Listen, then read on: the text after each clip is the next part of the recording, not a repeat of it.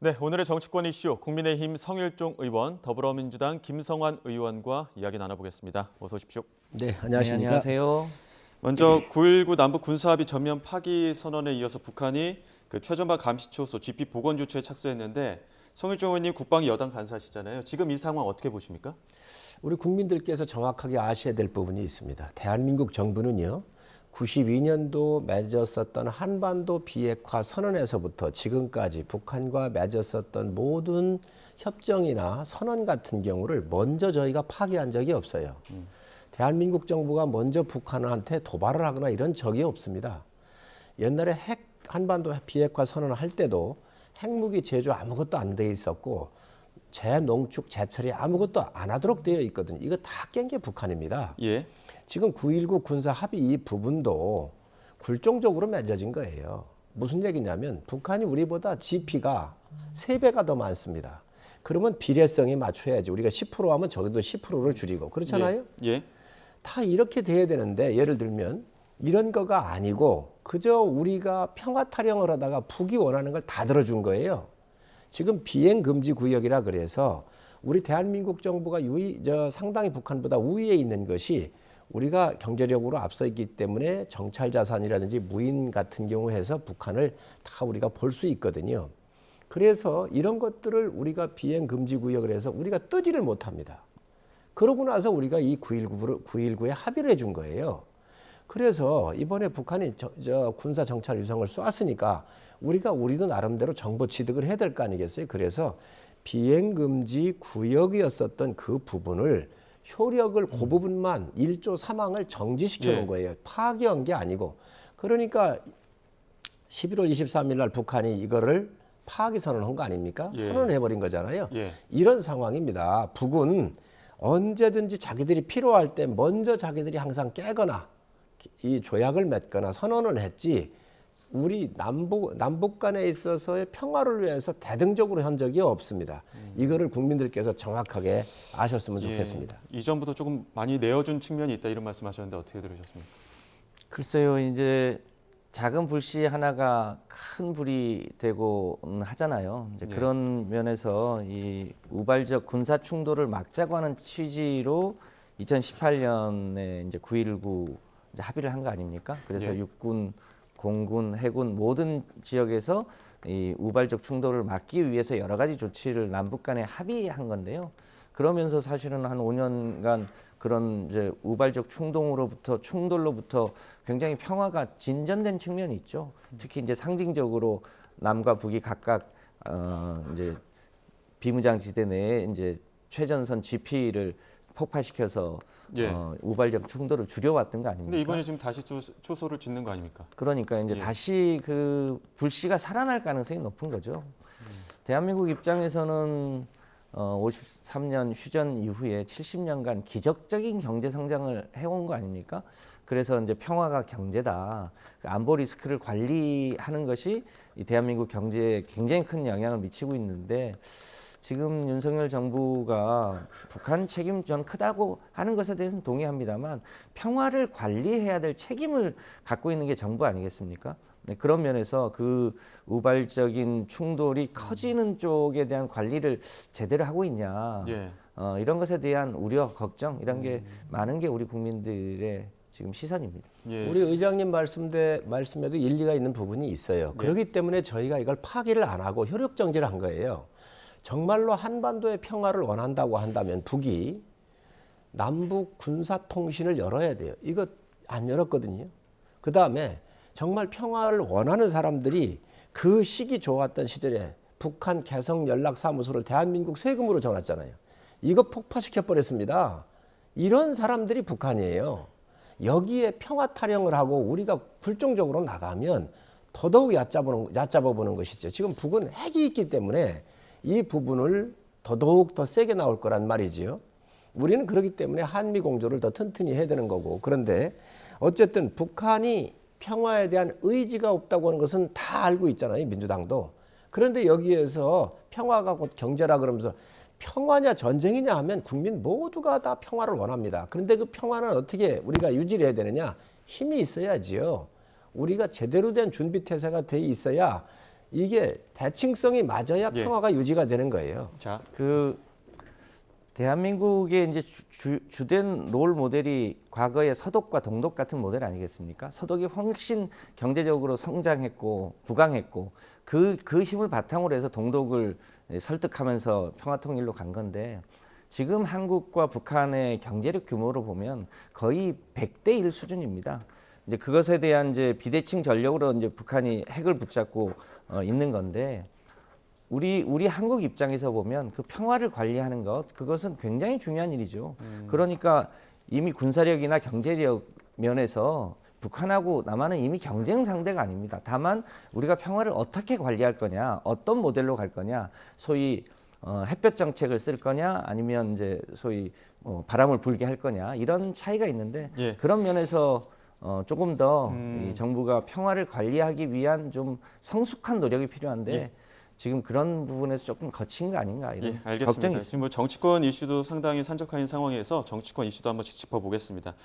국민의힘 혁신위 지금 최근 인유한 위원장 발언에 이어서 혁신안들도 표류하고 있는 상황인데 관련 내용 영상으로 보고 이야기 나눠보겠습니다. 와이프하고 아이만 빼고 다 바꿔야 된다.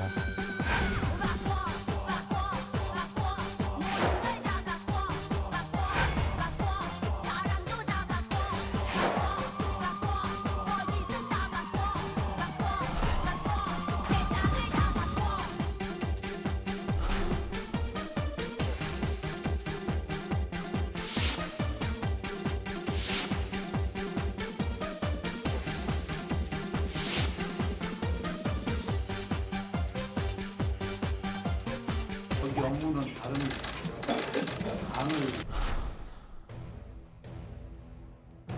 우유를 마실래 아니면 매를 좀 맞고 우유를 마실래 하고 있는 거를 그냥 소신껏 생각껏 임무를 좀 끝까지 그렇게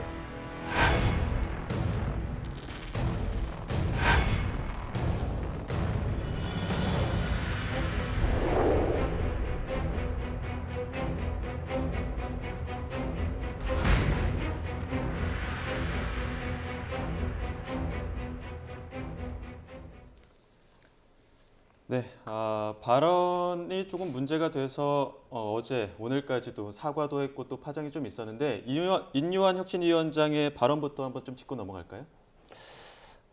인유한 위원장께서 이제 당원들 특강을 했죠. 저희 지역에 오셔서 했거든요. 성일종 의원님, 그렇습니다. 네, 태안에서 했는데 인유한 위원장님이 태안의 천리포 수목원이 아주 세계적인 수목원입니다. 그런데 예. 이 수목원 설립자가 뮬러 씨인데 이분이 수목원을 만들고 해서 여기에 잠드셨어요.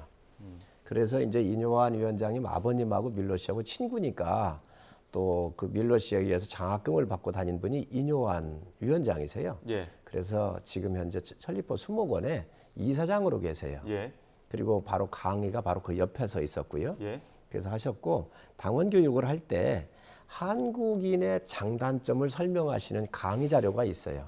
거기 보면 단점 같은 경우는 우리가 너무 감정적이다.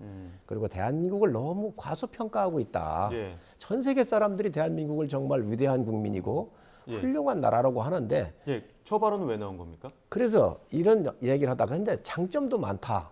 장점도 그 장점 중에는 온돌방 문화가 있다. 그리고 밥상머리 문화가 있다.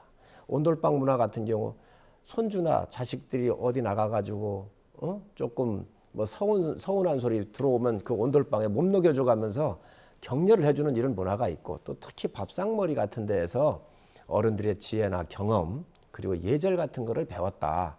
이 말씀을 하셨어요. 그러시면서 부산 갔었을 때의 섭섭함을 이준석 대표에 대해서 그 부분을 언급을 하면서 그게 그 아마 5, 60대 이상은 다 그걸 공감하실 거예요. 부모들 책임 아니겠느냐. 그래서 예. 그 말씀을 하신 거거든요. 예. 그래서 문맥적으로 보면 큰 문제가 없는데 거기에 이제 부모를 욕했다라고 하는 요 부분만 딱 뽑으니까 마치 이준석 예. 대표를 직공해서 부모를 직공해가지고 욕한 것처럼 돼 있는데 그런 게 아니고 대한민국의 훌륭한 문화에 대해서 이야기하다가 나온 이야기입니다. 그렇긴 한데 이제 인유한 위원장 집 보시는 것처럼 과한 표현을 하게 된 것 같다 이렇게 또 심심한 사과의 뜻을 전하기도 했거든요. 해프닝으로 끝날 수도 있는 일인데 여하튼 적절한 표현은 아니었죠. 근데 이제 그것보다 더 심각한 문제는 그 며칠 전에 그 김경진 대변인인가요? 전 의원께서 거기 외부 인사에게 혁신위에 예. 있는 외부 인사들에게 사실상 혁신위는 시간 끌기용이다 이런 표현을 한 거 아닙니까? 사실은 혁신위가 그러니까 본질적으로 지금 국민의힘의 핵심적 문제를 해결하지 못한 채로 여러 가지 이제 메시지를 내다 보니까 좀 좌충우돌하는 측면이 이제 드러난 거죠. 예. 혁신위가 본질적으로 하려면 결국 마누라와 자식만 빼고 다 바꿔라라고 했는데 실제로 국민의힘의 가장 큰 문제는 그 마누라와 자식에게 있거든요. 그러니까 지금 대통령과 그 대통령의 처가가 가장 큰 문제인데 그것에 대해서는 나린님이라는 표현까지 써가면서 한마디 말을 못하고 있는 게 문제 아닙니까? 그래서 그렇게 말을 못하면서 여러 가지 지금 설화만 쌓이고 있는 건데 혁신이 뭐 저희 당 일은 아니긴 합니다만 본질적인 문제를 좀 해결하고 또 그와 관련해서 대통령도 좀 진지하게 일종의 국정 운영의 기본적인 방향을 바꾸는 계기가 되면 좋겠다 이런 바람이 있습니다. 하여튼 뭐 김성환 의원장님, 의장님의 공격력은 알아줘야 합니다. 이제 거기에서 또 대통령까지 뭐 물고 들어오고 사실 뭐, 아닙니까? 뭐 땅까지 물고 들어오는 것 같은데 그런 내용이 아니고요. 인요한 혁신위원장은 전 상당히 성공을 해가고 있다. 히딩크 같다고도 표현하셨잖아요. 그렇습니다. 히딩크 같은 이미지가 있고요. 예. 왜 그러냐면 인요한 위원장이 혁신위원장으로 오면서 정말 모든 이슈의 중심에 섰고 야당의 뉴스를 못 만들도록 만들어 놨습니다. 그리고 인요한 위원장이 던진 당내 대사면 같은 통합, 화합 이런 메시지를 통해서 이준석 대표한테도 충분히 전달이 됐다고 보여지고요. 또 하위 20% 공천 배제 같은 경우도 당부감사를 통해서 어쨌든 길을 여기서 먼저 열었고 또 청년 비례대표를 할 때 청년들한테 우선 배성을 좀 하자라고 하는 이런 아주 혁신적인 그런 안도 냈고 또 전략공천 같은 경우에 대한 여러 가지 원칙도 만들어냈고 이제 결론적으로 당 리더십이 총선을 이길 수 있느냐 없느냐의 문제 아니겠습니까? 예. 그러다가 보니 당의 이제 희생을 요구하는 이 부분인데 이 부분은 시간도 좀 필요하고요. 근데 데드라인은 30일로 잡지 않았습니까? 이제 의견을 내겠다는 것이 예, 이제 의견을 내겠다고는 했는데 그때까지죠. 예. 예. 그러면 지도부에서 어쨌든 30일까지는 어느 정도 어떤 입장 표명을 해야 될 텐데 이제 지도부 입장에서 속도가 너무 빠르다 이거 아닙니까? 이제 혁신위에서 이런 안을 내 주시면 예. 또 지도부도 이제 고민하고 또 여러 가지 당 승리를 위해서 어떻게 할 것인지에 대한 진지한 고민을 하시겠지요. 예. 이제 김기현 대표님 같은 경우는 굉장히 훌륭한 분이세요. 예. 제가 볼 때 그리고 정치적 자산도 우리 당에서 어느 누구보다도 많은 분이세요. 무슨 얘기냐면 문재인 정부에서 울산 부정선거 사건으로 해가지고 그 지방선거 할 때 그 청와대가 8명 기소되고 이런 일이 있었잖아요. 이때 이 피해자예요. 그렇기 때문에 정치적 자산이 있으시고 그리고 국회의원이 되셔서 올라오셔가지고 대선을 승리로 이끈 원내 사령탑이셨어요. 예. 그리고 당대표까지 하셨고 그 김기현 대표는 굉장히 큰 그릇입니다. 그렇기 때문에 혁신위의 안을 비롯해서 당 전반적으로 22대 총선이 잘못되면 이 대한민국이 어떻게 될 것인지에 대해서 정확하게 고민을 많이 하신 분이기 때문에 예. 시간을 가지고 숙고의 시간이 필요하신 분이지 사사로운 거에 그렇게 연연하실 분이 아닙니다. 근데 이게 최근 울산 그 방문을 두고 일각에서는 체제를 어떻게 보면 지지 기반을 그 공고히 하기 위해서 간 것이다라는 의견과 또 일각에서는 마지막 작별 인사다 이런 의견들도 있어서 이거 어떻게 바라보겠습니까? 김기현 대표가 막 당대표가 됐을 때 보통 이제 대통령이 해외에 나가게 되면 그 성남공항에 당의 지도부들이 이제 배웅을 가거나 혹은 마중을 가는데 예. 처음에 당대표 됐을 때는 거의 90도로 인사를 하다가 최근에는 굉장히 고개가 그런 뻣뻣해지는 거 아닙니다. 상징적인 장면이 있었지 않습니까?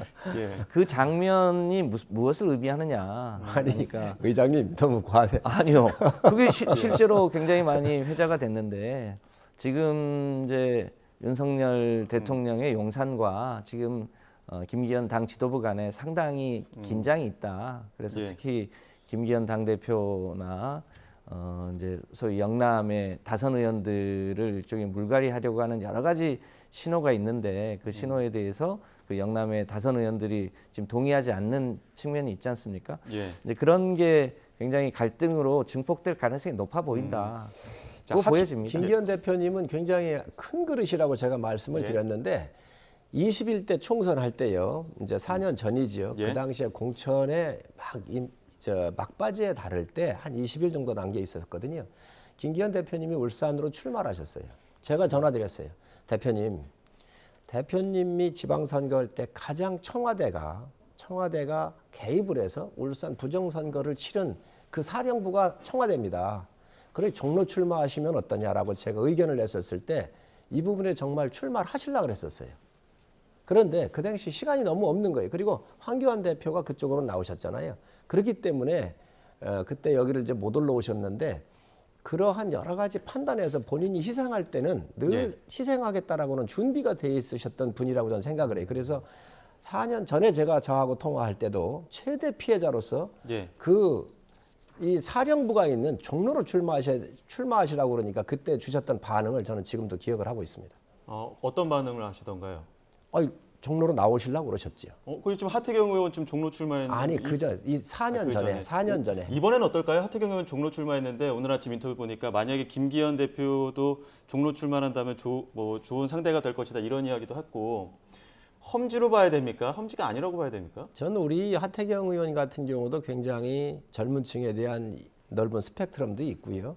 상당히 뛰어나신 분인데 종로라고 딱 찝는 것은 전 뉴스는 한번 탈 수 있을지 모르겠지만 이제 당에서 조정을 또 할 거예요.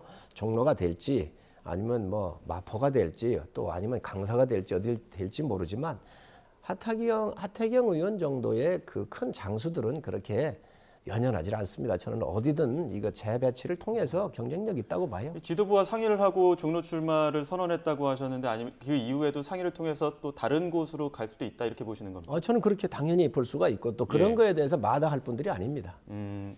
어떻게 보십니까? 그 카운터파트로서 하태경 의원? 종로가 갖고 있는 이제 정치적 상징성이 있는 건 사실이죠. 예.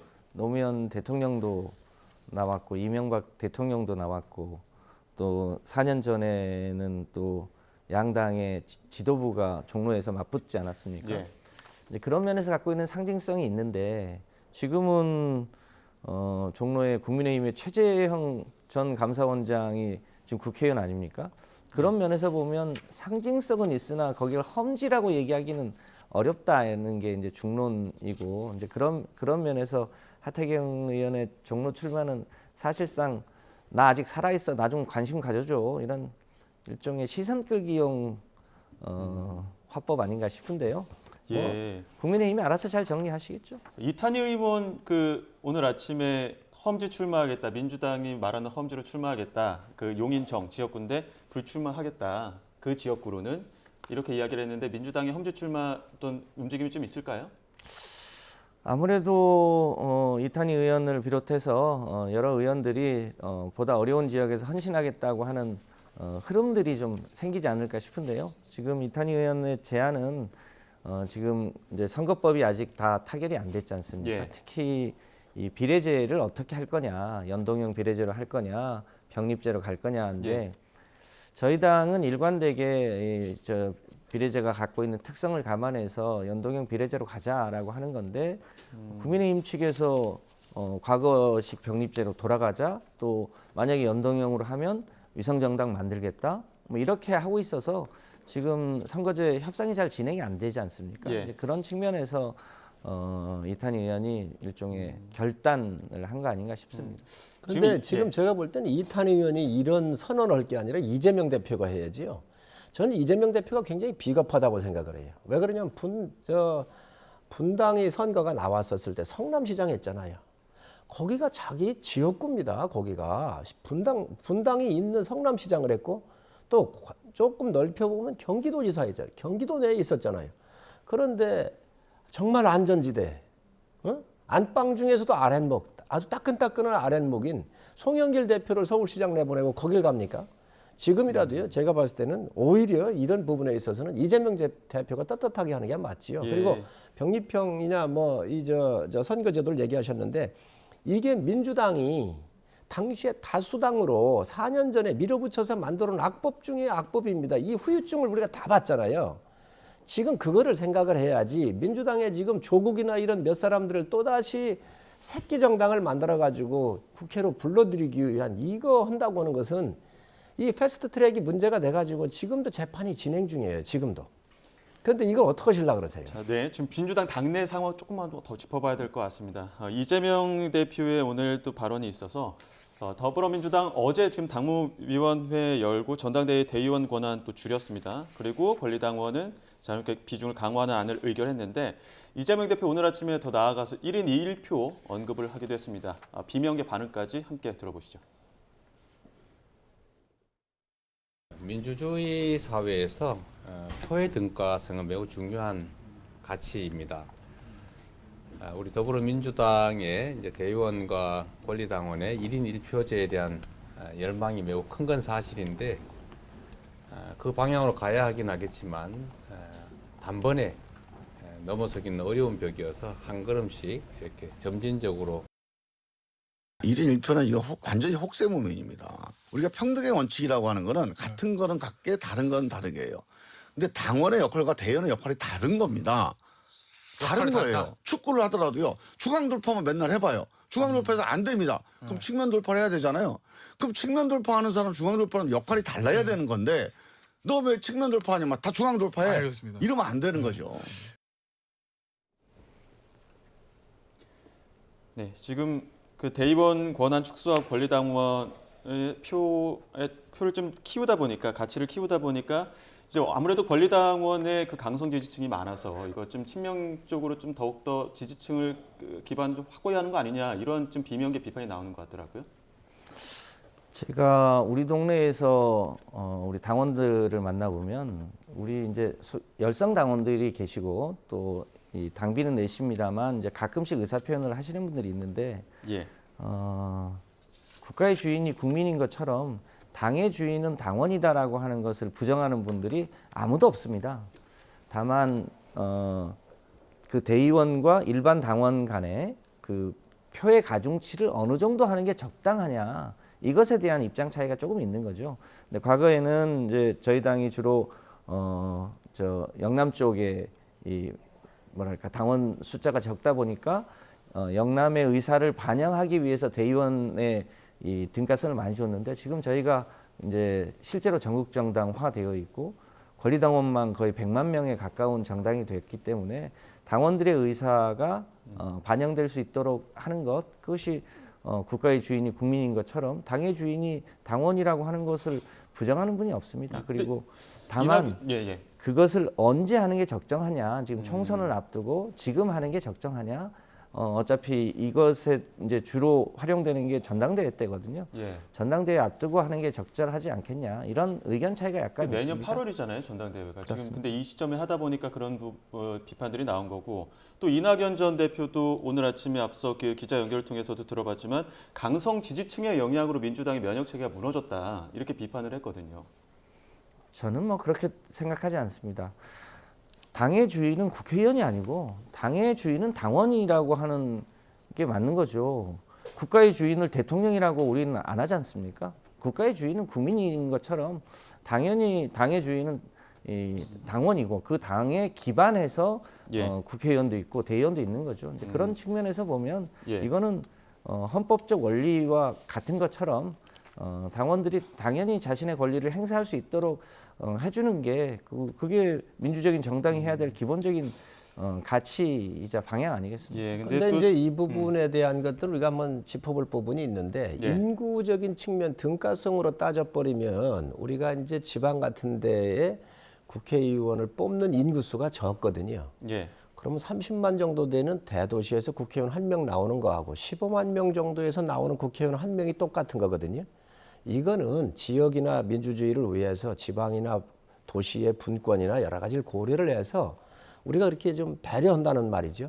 민주당이 이 제도를 받아들였던 것은 전국 정당화를 하기 위해서 영남이나 충청권에 당원들이 좀 적으니까 균형성을 맞춰주기 위해서 권리당 이 대의원에 대한 60%였던 거잖아요. 60명 정도의 1인당 60표 정도 주었던 건데 저는 이 부분이 민주당의 사당화를 지금 이재명의 사당화 때문에 이걸 하고 있다고 생각을 해요. 그렇기 때문에 민주당 내에서도 지금 반대하는 것이지요.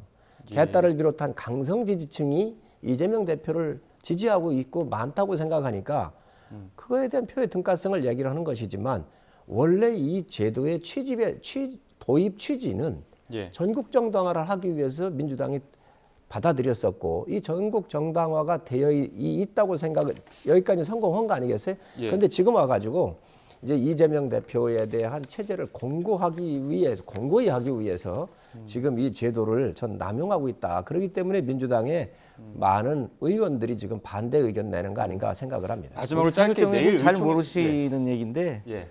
이 대의원 제도를 처음 만들 때 이제 그 취지는 맞으신데 그때만 해도 저희 권리당원 수가 채 10만이 안 됐을 때예요. 그러니까 표의 등가성이 10대 1, 20대 1 정도였는데 저희가 권리당원이 거의 이제 100만 명 가까이 늘어나다 보니까 일종의 이제 표의 등가성이 10대 1, 20대 1이었던 게 지금 60대 1까지 늘어났거든요. 너무 과다 대표된다 이런 측면에서 이제 원래대로 당원 중심으로 가자는 취지여서 충분히 일리 있는 얘기고 대부분 다 동의하는 얘기입니다. 예, 오늘은 여기까지 듣도록 하겠습니다. 지금까지 국민의힘 성일종 의원, 더불어민주당 김성환 의원과 함께했습니다. 오늘 말씀 고맙습니다. 감사합니다.